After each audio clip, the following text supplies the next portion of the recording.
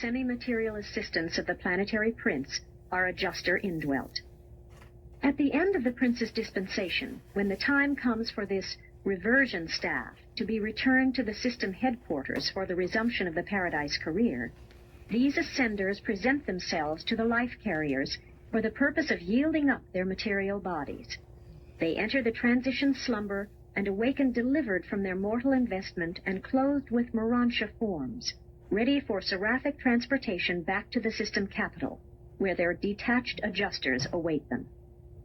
They are a whole dispensation behind their Jerusalem class, but they have gained a unique and extraordinary experience, a rare chapter in the career of an ascending mortal. 4. The planetary headquarters and schools. The prince's corporeal staff early organized the planetary schools of training and culture, wherein the cream of the evolutionary races are instructed and then sent forth to teach these better ways to their people. These schools of the prince are located at the material headquarters of the planet. Much of the physical work connected with the establishment of this headquarters city is performed by the corporeal staff. Such headquarters cities or settlements of the early times of the planetary prince are very different from what a Urantia mortal might imagine. They are, in comparison with later ages, simple, being characterized by mineral embellishment and by relatively advanced material construction. And all of this stands in contrast with the Adamic regime centering around a garden headquarters from which their work in behalf of the races is prosecuted during the second dispensation of the universe suns.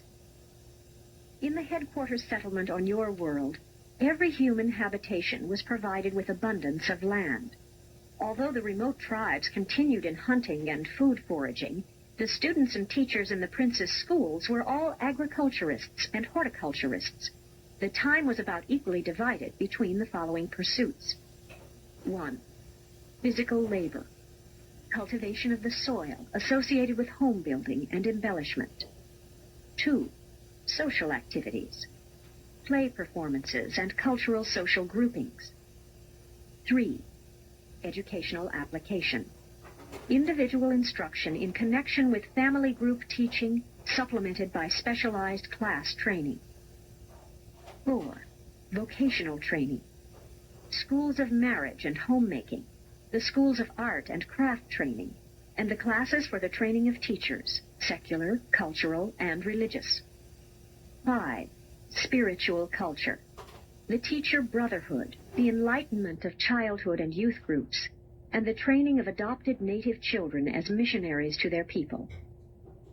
A planetary prince is not visible to mortal beings. It is a test of faith to believe the representations of the semi-material beings of his staff. But these schools of culture and training are well adapted to the needs of each planet, and there soon develops a keen and laudatory rivalry among the races of men in their efforts to gain entrance to these various institutions of learning. From such a world center of culture and achievement, there gradually radiates to all peoples an uplifting and civilizing influence which slowly and certainly transforms the evolutionary races. Meantime, the educated and spiritualized children of the surrounding peoples who have been adopted and trained in the prince's schools are returning to their native groups and, to the best of their ability, are there establishing new and potent centers of learning and culture, which they carry on according to the plan of the prince's schools. On Urantia, these plans for planetary progress and cultural advancement were well underway, proceeding most satisfactorily, when the whole enterprise was brought to a rather sudden and most inglorious end by CALIGASTIA's adherence to the Lucifer rebellion. It was one of the most profoundly shocking episodes of this rebellion for me to learn of the callous perfidy of one of my own order of sonship, CALIGASTIA, who in deliberation and with malice aforethought systematically perverted the instruction and poisoned the teaching provided in all the Urantia planetary schools in operation at that time. The wreck of these schools was speedy and complete. Many of the offspring of the ascenders of the prince's materialized staff remained loyal, deserting the ranks of CALIGASTIA.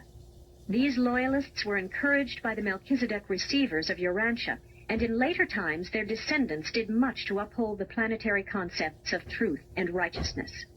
The work of these loyal evangels helped to prevent the total obliteration of spiritual truth on Urantia. These courageous souls and their descendants kept alive some knowledge of the Father's rule and preserved for the world races the concept of the successive planetary dispensations of the various orders of divine sons. 5. Progressive civilization. The loyal princes of the inhabited worlds are permanently attached to the planets of their original assignment. Paradise sons and their dispensations may come and go, but a successful planetary prince continues on as the ruler of his realm. His work is quite independent of the missions of the higher sons, being designed to foster the development of planetary civilization. The progress of civilization is hardly alike on any two planets. The details of the unfoldment of mortal evolution are very different on numerous dissimilar worlds. Notwithstanding these many diversifications of planetary development along physical, intellectual, and social lines, all evolutionary spheres progress in certain well-defined directions. Under the benign rule of a planetary prince, augmented by the material sons and punctuated by the periodic missions of the paradise sons, the mortal races on an average world of time and space will successively pass through the following 7 developmental epochs. 1. The nutrition epoch. The pre-human creatures and the dawn races of primitive man are chiefly concerned with food problems. These evolving beings spend their waking hours either in seeking food or in fighting, offensively or defensively. The food quest is paramount in the minds of these early ancestors of subsequent civilization. 2. The security age. Just as soon as the primitive hunter can spare any time from the search for food, he turns this leisure to augmenting his security. More and more attention is devoted to the technique of war.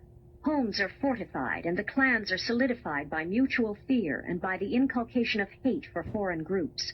Self-preservation is a pursuit which always follows self-maintenance. 3. The material comfort era. After food problems have been partially solved and some degree of security has been attained, the additional leisure is utilized to promote personal comfort. Luxury vies with necessity in occupying the center of the stage of human activities.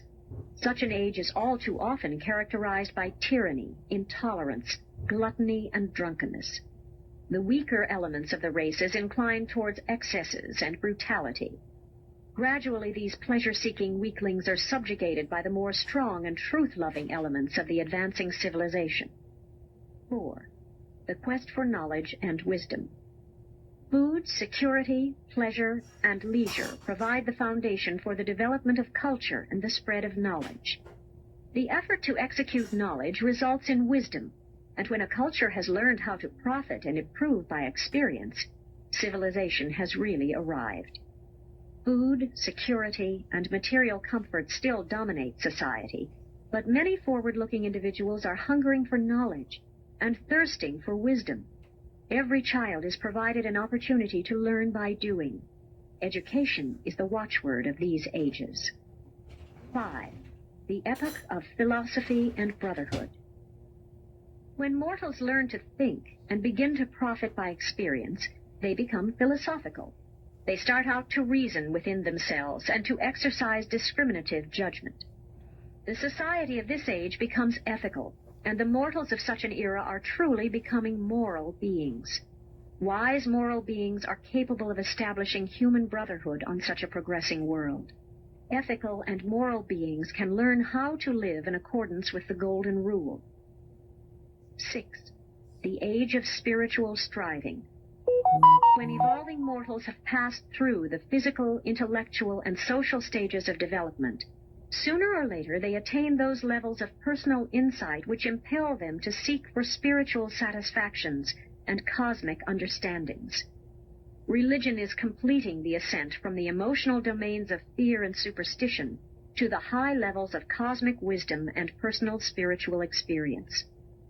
Education aspires to the attainment of meanings, and culture grasps at cosmic relationships and true values. Such evolving mortals are genuinely cultured, truly educated, and exquisitely God-knowing. 7. The era of light and life. This is the flowering of the successive ages of physical security, intellectual expansion, social culture, and spiritual achievement. These human accomplishments are now blended, associated, and coordinated in cosmic unity and unselfish service. Within the limitations of finite nature and material endowments, there are no bounds set upon the possibilities of evolutionary attainment by the advancing generations who successively live upon these supernal and settled worlds of time and space. After serving their spheres through successive dispensations of world history and the progressing epochs of planetary progress, the planetary princes are elevated to the position of planetary sovereigns upon the inauguration of the era of light and life. 6. Planetary culture. The isolation of Urantia renders it impossible to undertake the presentation of many details of the life and environment of your Satania neighbors. In these presentations, we are limited by the planetary quarantine and by the system isolation.